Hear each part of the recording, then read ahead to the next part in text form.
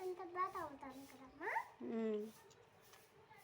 దానికి రోజు మేకకి పాలు కావాలంట.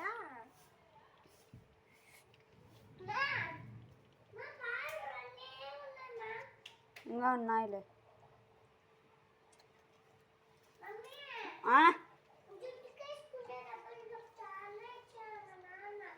అవి ప్యాకెట్లో తీసుకున్నాం.